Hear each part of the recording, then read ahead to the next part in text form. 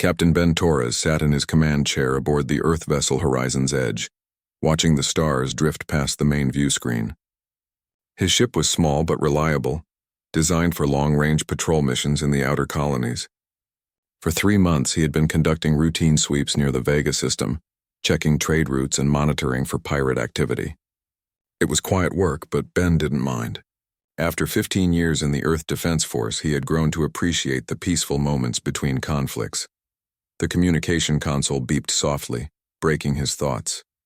Lieutenant Maya Chen, his communications officer, looked up from her station with surprise written across her face. "Captain, we're receiving a transmission on the diplomatic frequency," she said. "It's coming from the Keth Empire." Ben raised an eyebrow. The Keth Empire was one of the most powerful alien civilizations in this sector of the galaxy. They controlled 17 star systems and had technology that made human ships look like ancient sailing vessels. More importantly, they rarely spoke to humans except through official government channels. "Put it through," Ben ordered. The main screen flickered and changed to show an impressive figure. Queen Zara of the Keth Empire appeared before them, her crystalline skin catching the light and throwing rainbow patterns across the bridge. She stood nearly 8 feet tall, with a graceful but imposing presence that commanded immediate respect. Her face was humanoid but elegant, with features that seemed carved from living crystal. Most striking were her eyes, which glowed with a soft blue light that dimmed and brightened as she spoke. "Captain Torres," Queen Zara said, her voice carrying a musical quality that seemed to resonate in the air itself. "I am Queen Zara of the Keth Empire. I have a request that may sound unusual, but I assure you it is of the greatest importance." Ben stood from his chair and gave a respectful nod. "Your Majesty, I'm honored by your communication. How can I assist you?" The Queen's crystalline form shifted slightly, and Ben noticed her glow seemed dimmer than he had expected. Stories of the Keth described their rulers as beings of brilliant light, but Queen Zara appeared muted somehow. "In 3 days I must attend crucial negotiations with the Vrak Consortium," she began. "These talks will determine whether our two civilizations go to war or find peace. The stakes could not be higher. Billions of lives hang in the balance." Ben nodded, though he wondered why she was telling him this. The Vrak Consortium was notorious throughout the galaxy as an aggressive military alliance that had conquered dozens of smaller worlds. If they were threatening the Keth Empire, the situation was serious indeed. Queen Zara continued, "I require a partner for these negotiations. Someone to represent a neutral perspective and provide counsel during the discussions. After studying many species and individuals, I have concluded that humans possess unique qualities that would be valuable in this situation." "What kind of qualities?" Ben asked, genuinely curious. "Your species demonstrates remarkable creativity and problem-solving," the Queen explained. "Where other races might see only 2 options, humans often find a third way. You also possess what you call emotional intelligence, an ability to understand and work with the feelings and motivations of others. These traits are rare among the spacefaring civilizations." Ben felt his crew exchanging glances behind him. This was certainly not what any of them had expected when they woke up that morning. "I'm honored by your confidence in my species, Your Majesty," Ben said carefully. "But I'm just a patrol captain. Surely there are human diplomats who would be better suited for such important negotiations." Queen Zara's glow shifted to a warmer tone. "I have reviewed your service record, Captain Torres. You have successfully mediated disputes between mining colonies, negotiated the release of hostages from pirate groups, and helped resolve conflicts between different alien species in border regions. More importantly, you have done these things not through force or manipulation, but through understanding and respect. That is exactly what I need." Ben considered this. It was true that his patrol duties often involved more talking than fighting. The outer colonies were home to dozens of different species, and conflicts arose regularly over mining rights, trade agreements, and territorial boundaries. He had developed a reputation for finding solutions that satisfied everyone involved. "What exactly would you need me to do?" he asked. "Accompany me to the negotiations on Keth Prime," Queen Zara replied. "Offer your perspective and advice during the discussions. Help me understand the motivations and concerns of the Vrak representatives. The talks are scheduled to last 3 days, after which you would be free to return to your duties." Ben looked around at his crew. Maya Chen gave him an encouraging nod. His chief engineer, Tom Rodriguez, shrugged as if to say, "Why not?" Even his normally cautious science officer, Dr. Sarah Kim, seemed intrigued by the opportunity. "There's something else you should know," Queen Zara continued, and her voice took on a more personal tone. "The Keth are an ancient people with long traditions. For generations, our rulers have governed with the assistance of a council of advisors. However, I have been ruling alone for 37 years. Alone? Ben asked. My previous council was lost to political intrigue and betrayal, she explained, and her glow dimmed noticeably. Since then, I have trusted no one with the inner workings of government. But this negotiation is too important to face without counsel. I need someone who has no stake in Keth politics, no hidden agenda, no desire for power over my people. Ben began to understand. Queen Zara wasn't just looking for a diplomatic advisor. She was looking for someone she could trust. The weight of ruling an entire empire alone for nearly 4 decades must have been enormous. I accept, he said without further hesitation. Relief washed across Queen Zara's features, and her crystalline form brightened considerably. Thank you, Captain Torres. I will send coordinates for Keth Prime. Please arrive tomorrow so we may prepare for the negotiations together. I'll be there, Ben promised. After the transmission ended, Ben turned to find his crew staring at him with a mixture of excitement and concern. Captain, Dr. Kim said, are you sure about this? The Keth Empire is incredibly powerful, but we know very little about their internal politics. What if this is some kind of trap? Ben considered this. I don't think so, he said finally. Did you see how she looked when she talked about ruling alone? That wasn't acting. She's genuinely isolated and needs help. But why you specifically? Maya asked. She could have requested any human diplomat. Maybe that's exactly the point, Ben replied. Diplomats have their own agendas and protocols. She wants someone who will give honest advice without worrying about political consequences. Tom Rodriguez grinned. Plus, think about it. How many humans have ever set foot on Keth Prime? This could be the chance of a lifetime. Ben smiled back. Set course for the coordinates Queen Zara provided. And Tom, make sure the ship is in perfect condition. We're about to represent all of humanity. The journey to Keth Prime took 18 hours, giving Ben time to research everything he could about the Keth Empire and the Vrak Consortium. The Keth were an old civilization that valued strength, wisdom, and honor above all else. Their society was highly structured, with clear hierarchies and formal protocols for almost everything. They had been spacefaring for over 2,000 years and controlled some of the most advanced technology in the galaxy. The Vrak Consortium, by contrast, was a relatively young alliance of aggressive species that had banded together for mutual conquest. They were known for their military might and their tendency to absorb defeated civilizations into their collective. The fact that they were threatening the Keth Empire suggested they had grown very powerful indeed. When the horizon's edge dropped out of hyperspace near Keth Prime, Ben's breath caught in his throat.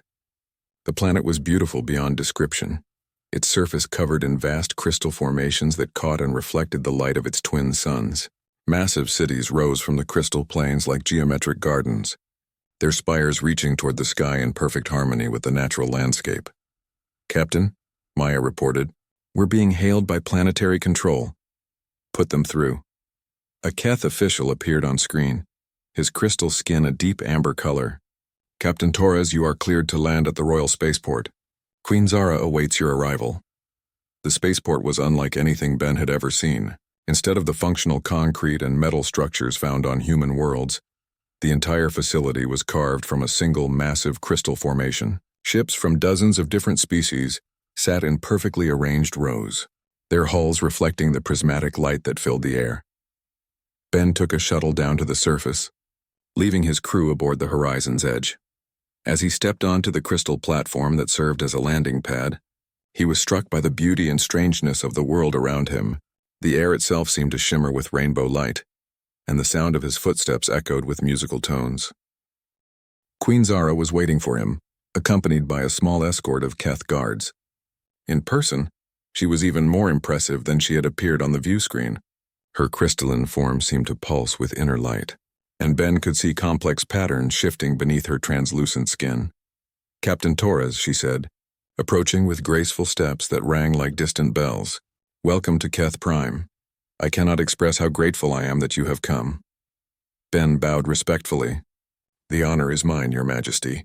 Your world is incredibly beautiful. Thank you. Come, let me show you to your quarters. We have much to discuss before the Vrak arrive tomorrow. As they walked through the crystal corridors of the royal palace, Queen Zara explained the situation in greater detail. The Vrak consortium had been expanding aggressively for the past 50 years, conquering or absorbing every civilization they encountered. Recently, they had begun making demands on Keth border worlds, claiming ancient territorial rights that had no basis in fact. They want us to surrender 3 of our outer systems, Queen Zara said as they entered a magnificent chamber with walls that seemed to be made of living light. These systems contain over 2 billion Keth citizens. I cannot simply abandon them to Vrak rule. But they're threatening war if you refuse? Ben asked. Yes. And while our technology is superior, they have overwhelming numbers. A war would devastate both civilizations and likely spread to involve other species as well. Ben nodded thoughtfully. So we need to find a solution that gives them something they want without sacrificing your people. Queen Zara's glow brightened. Exactly. But I confess I am not sure how to approach them. The Vrak respect only strength and conquest. They view compromise as weakness. Maybe that's where human thinking can help, Ben said. We've learned that sometimes the strongest position is the one that doesn't require fighting at all. They spent the next several hours reviewing intelligence reports and discussing strategy. Ben was impressed by Queen Zara's intelligence and dedication to her people, but he could also sense the loneliness she carried. She had been making all these decisions alone for decades, with no one to share the burden or offer different perspectives. The next morning, the Vrak delegation arrived in a fleet of dark, angular ships that looked like they had been designed specifically for intimidation.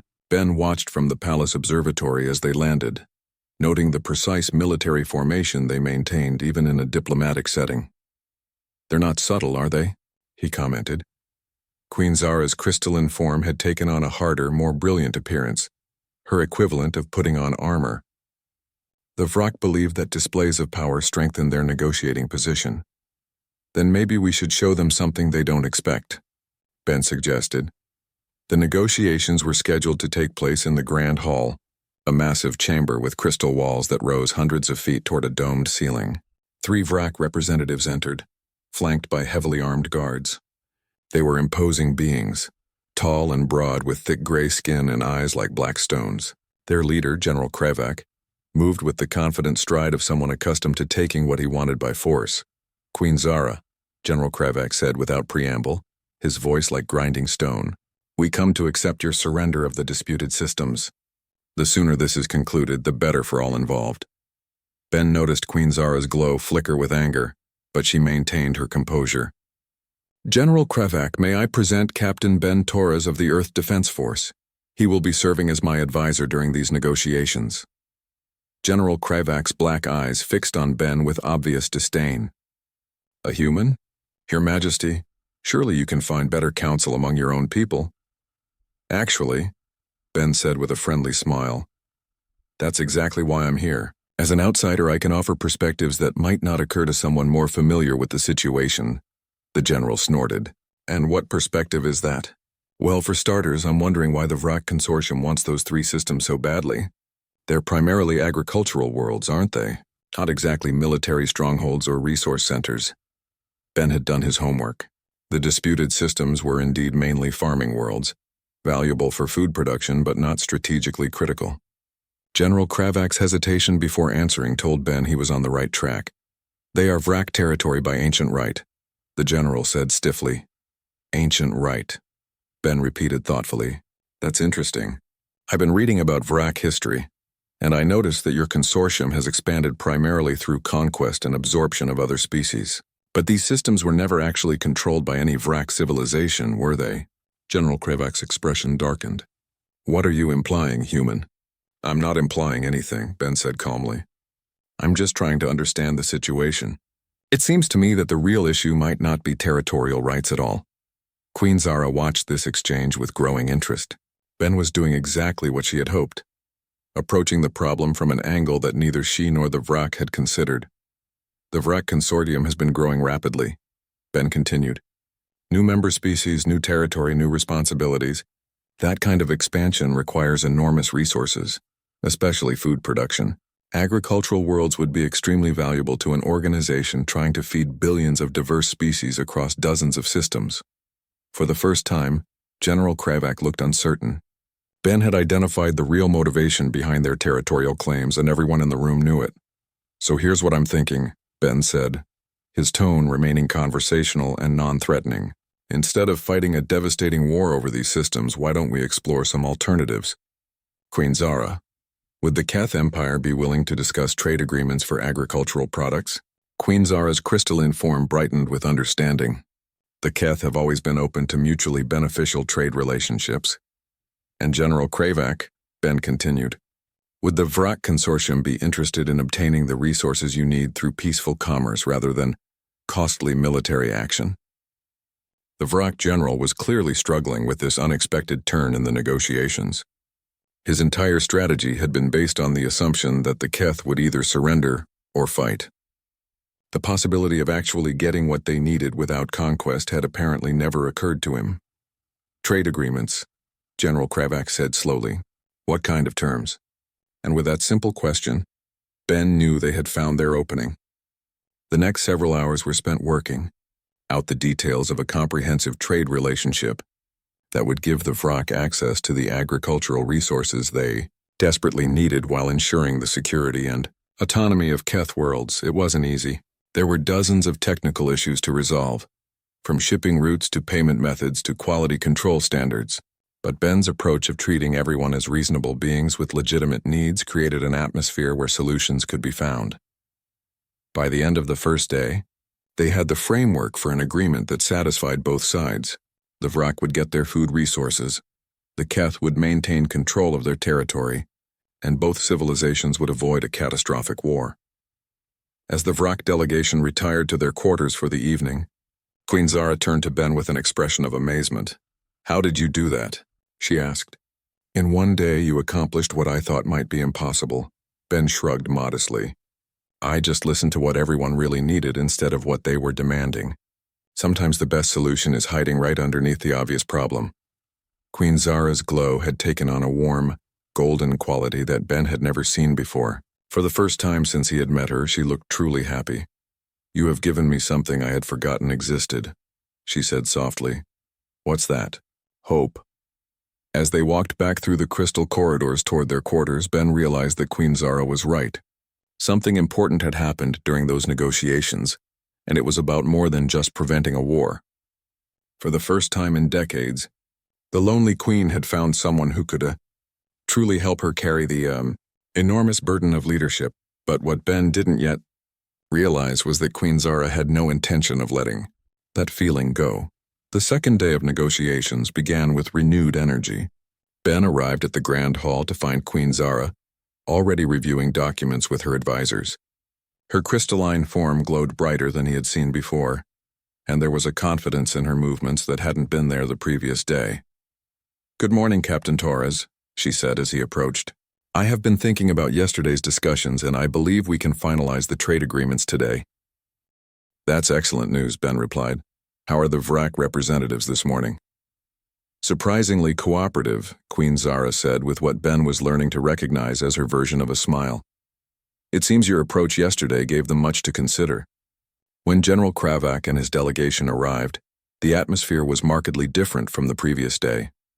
The Vrak general still carried himself with military bearing, but the aggressive tension was gone. He had clearly spent the night discussing the proposed trade agreements with his superiors. "Captain Torres," General Kravak said as he took his seat, "the Vrak High Command has reviewed your suggestions. We are prepared to discuss specific terms for agricultural trade agreements." The next several hours flew by as they worked through the details. Ben found himself acting as a translator not just between languages, but between completely different ways of thinking. The Keth approached everything with careful consideration and long-term planning, while the Vrak wanted immediate results and clear chains of command. "What if we structure the initial agreement as a one-year trial period?" Ben suggested during a particularly difficult discussion about shipping schedules. "That gives both sides a chance to see how well the arrangement works before committing to longer terms." Queen Zara nodded thoughtfully. "A reasonable approach. General Kravak, would this address your concerns about reliability?" It would, the general admitted. The consortium prefers to test new partnerships before making large commitments. By late afternoon, they had reached agreement on all major points. The Vrak would receive agricultural products from 3 Keth systems, not through conquest, but through fair trade. In exchange, the Keth would gain access to Vrak mining technology and rare metals from consortium territory. Both sides would benefit, and the threat of war was eliminated. As the formal documents were being prepared, General Kravak approached Ben privately.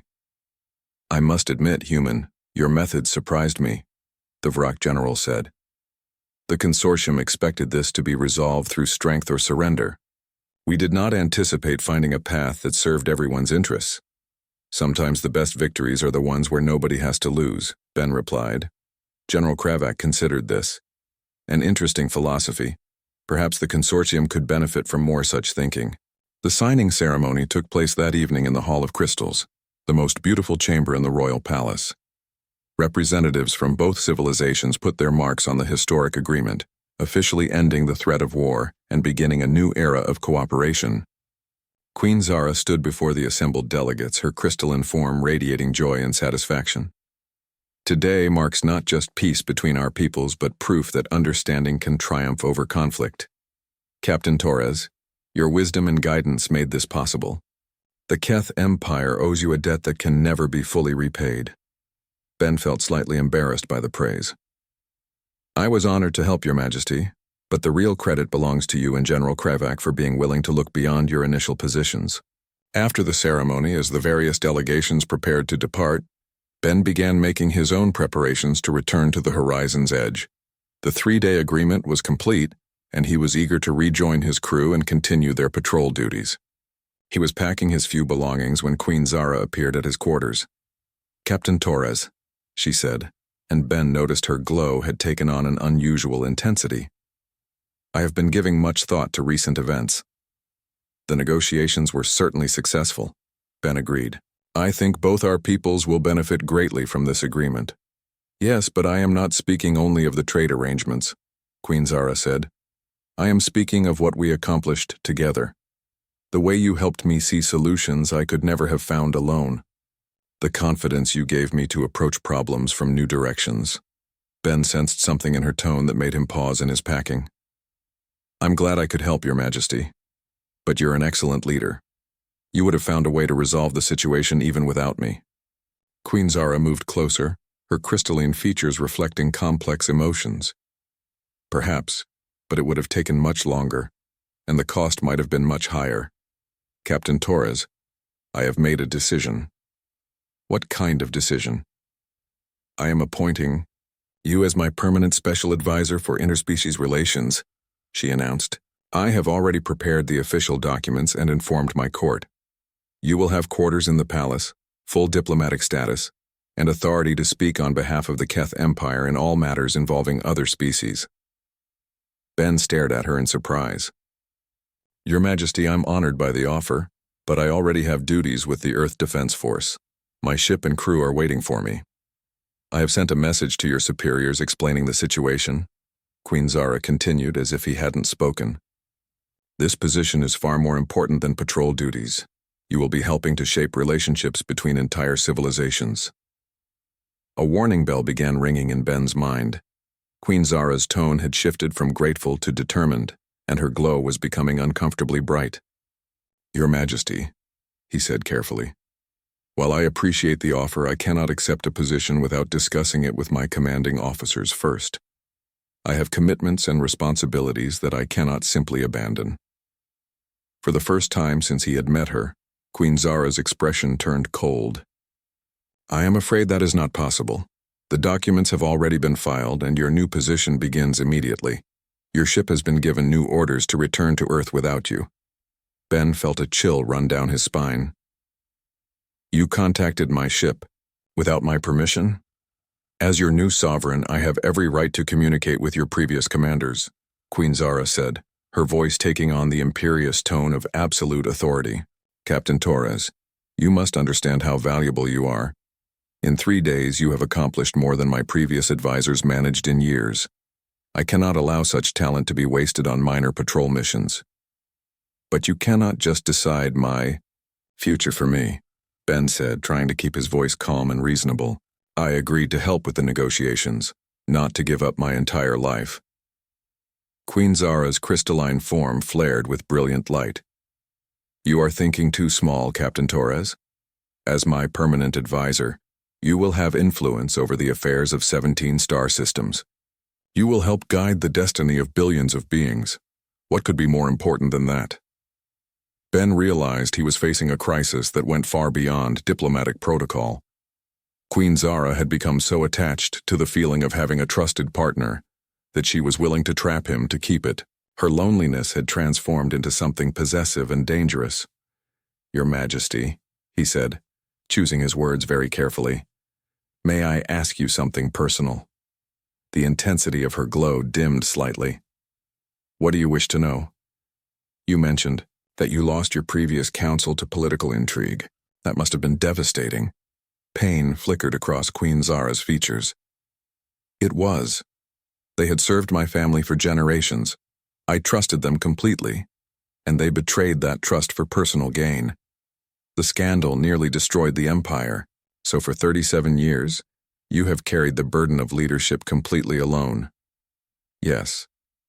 That kind of isolation would be incredibly difficult for anyone, Ben continued. It makes perfect sense that you would value having someone to share that burden with. Queen Zara's defensive posture softened slightly. You understand the loneliness of command. I do. But Your Majesty, I need you to understand something important. The qualities that make me valuable as an advisor: honesty, independence, respect. For others, those same qualities make it impossible for me to serve under coercion. Coercion? Queen Zara's glow flared again. I am offering you the greatest honor possible. An honor that I cannot refuse is not an honor at all, Ben said gently. It's imprisonment, even if the cage is made of gold and crystal. Queen Zara stared at him for a long moment, her crystalline form shifting through different colors as she processed his words. You would really choose to return to your small ship and routine patrols rather than help guide an empire? If that choice is truly mine to make, then yes, Ben said. But more importantly, I would choose to help you find advisors who want to be here, who choose to serve because they believe in your leadership, not because they have no alternative. But where would I find such people? Queen Zara asked, and for the first time Ben heard genuine uncertainty in her voice. Who could I trust after so many years of betrayal and disappointment? Maybe that's the wrong question, Ben suggested. Instead of asking who you can trust, maybe you should ask how you can build relationships where trust can grow naturally. He moved to the crystal window that looked out over the palace gardens. Your Majesty, do you know why the negotiations succeeded? Because of your skills as a mediator. Partly. But the real reason is that we treated everyone involved as reasonable beings with legitimate needs. We listened to what they really wanted instead of just demanding what we thought they should accept. Queen Zara joined him at the window. I am not sure I understand the connection. The same approach that worked with the Vrak can work with building your advisory council, Ben explained. Instead of trying to control people or force them to serve, create an environment where talented individuals want to contribute. But how do I know they won't betray me as the others did? Ben turned to face her directly. You don't. That's what trust means. Accepting the risk that someone might let you down because the benefits of connection are worth that risk. Queen Zara's glow had dimmed to a soft, contemplative light. You are suggesting that I have been so afraid of betrayal that I have made betrayal inevitable. I think you've been protecting yourself in a way that makes genuine relationships impossible, Ben said. Real partnership requires freedom. People have to choose to work with you, not be forced into it. They stood in silence for several minutes, both looking out at the crystal gardens where different species of plants from across the galaxy grew together in carefully planned harmony. If I were to release you from this appointment, Queen Zara said finally, would you simply leave and never return? That would depend on what you wanted from me, Ben replied. If you want someone to help you occasionally with difficult negotiations or complex problems, I would be honored to assist when my duties permit. But if you want someone to serve as a permanent advisor, You need to find people who can make that choice freely. Queen Zara's crystalline features reflected deep thought. And how would I find such people? Start with your own species, Ben suggested. There must be talented Keth, who would be honored to serve in your council if they knew you valued their input and respected their autonomy. Then consider exchange programs with other civilizations, not forced appointments, but voluntary positions where people choose to come and learn. A cultural exchange program, Queen Zara mused. Ambassadors and advisors from different species serving because they want to bridge the gap between civilizations. Exactly. And if you approach it that way, you might find that you get better advice and more loyal service than you ever could through coercion. Queen Zara was quiet for a long time, her glow shifting through subtle patterns that Ben was beginning to recognize as deep contemplation. When she finally spoke, her voice was softer than he had ever heard it. Captain Torres, I owe you an apology.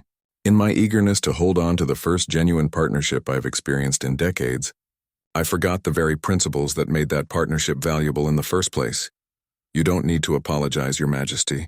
Loneliness can make anyone desperate, but desperation is not an excuse for treating others as possessions rather than people. Queen Zara's form had taken on a steady, warm glow that seemed somehow more natural than the brilliant flares he had seen before. I hereby release you from all obligations to the Keth Empire. You are free to return to your ship and your duties. Thank you, Ben said, and he meant it. However, Queen Zara continued, I would like to make you a different offer. Would you be willing to serve as the first human ambassador to the Keth Empire? It would be a part-time position that you could fulfill between your regular duties. You would help us establish the cultural exchange program we discussed, and serve as an advisor when your expertise is needed. Ben considered this carefully. What would that involve exactly? You would spend perhaps 1 week every 3 months here on Keth Prime, helping to train our new advisory council and facilitating exchanges with other species. The rest of the time you would continue your patrol duties, but with an additional mission to identify potential candidates for our exchange program. And I would have the freedom to accept or decline specific assignments? Completely. You would be an ambassador, not a servant. Your value comes from your independence, not your compliance. Ben smiled. In that case, Your Majesty, I would be honored to accept. Over the next 3 days, Ben worked with Queen Zara to establish the framework for the new cultural exchange program. They identified several species that might be interested in participating and began drafting protocols for voluntary service. Positions within the Keth government. Queen Zara also took the remarkable step of announcing to her court that she would be rebuilding her advisory council with Keth citizens who volunteered for the positions. The response was overwhelming. Apparently, many talented individuals had been waiting for an opportunity to serve, but had been discouraged by the Queen's previous isolation. It seems I have been my own worst enemy, Queen Zara confided to Ben as they watched interviews with potential advisors. These people wanted to help all along. I simply never gave them the chance. The important thing is that you're giving them the chance now, Ben replied. When the time came for Ben to return to his ship, Queen Zara walked with him to the spaceport. Her crystalline form glowed with a steady, confident light that was completely different from the dimmed radiance he had first encountered. Captain Torres, she said as they reached his shuttle, you have given me something far more valuable than I initially realized. What's that? You taught me the difference between loneliness and solitude. Loneliness is the pain of isolation, but solitude can be a choice that allows for growth and reflection. Now, when I am alone, it is by choice, and when I seek company, it is because I value connection, not because I fear abandonment. Ben felt a deep satisfaction hearing those words. And you taught me something too, Your Majesty. What did I teach you? That sometimes the greatest act of leadership is admitting when you need help. And the greatest act of friendship is giving someone the freedom to choose whether to provide it. As Ben's shuttle lifted off from the crystal spaceport, he looked down at Keth Prime one last time. The planet's surface gleamed with reflected light from its twin suns, and the cities rose from the crystal plains like monuments to the harmony between natural beauty and intelligent design. 3 months later, Ben returned for his first official visit as human ambassador. He found Queen Zara surrounded by a council of 12 advisors from 6 different species, all of whom had volunteered for their positions and served with obvious dedication and enthusiasm. Ambassador Torres, Queen Zara greeted him, her form radiating joy and confidence. "Welcome back to Keth Prime. I have so much to show you." The cultural exchange program had grown beyond their wildest expectations. Representatives from dozens of species had applied to participate, and the palace had been expanded to accommodate the new ambassadors and advisors. More importantly, the quality of decision-making in the Keth Empire had improved dramatically as Queen Zara learned to incorporate diverse perspectives and collaborative problem-solving into her leadership style. "Your Majesty," Ben said as they toured the new facilities, "you look happier than I have ever seen you." "I am," she replied simply. "For the first time in decades, I am not carrying the burden of leadership alone. But more than that, I am not afraid of being alone when solitude is what I need." That evening, as Ben prepared for a week of meetings and cultural exchanges, he reflected on how much both he and Queen Zara had grown from their initial encounter. She had learned that true partnership could not be forced or controlled, while he had discovered that sometimes the greatest help you can give someone is teaching them how to help themselves. The lonely alien, Queen who had once tried to trap him, had become a confident leader who chose her advisors wisely and valued their independence, and Ben had found a role that allowed him to bridge cultures and prevent conflicts on a scale he had never imagined possible. As he looked out at the crystal gardens where beings from dozens of species worked together in harmony, Ben realized that the most important thing they had accomplished was not preventing a war or establishing trade agreements, but proving that genuine understanding between different peoples was not only possible, but could create something more beautiful than any of them could achieve alone. The next morning, Queen Zara's council convened to discuss a new challenge: reports of tension between two allied species in a distant sector. As they began analyzing the situation, Queen Zara turned to Ben with the confident smile of someone who had learned to value partnership without fearing abandonment. "Ambassador Torres," she said, "I believe this situation could benefit from your unique perspective. Would you be willing to assist us?" "Of course, Your Majesty," Ben replied. "I'm here to help." And as the council began working together to find a solution that would serve everyone's interests, Ben knew that Queen Zara had finally learned the most important lesson of all: that the strongest bonds are those freely chosen, and the greatest leaders are those who inspire others to choose to follow them.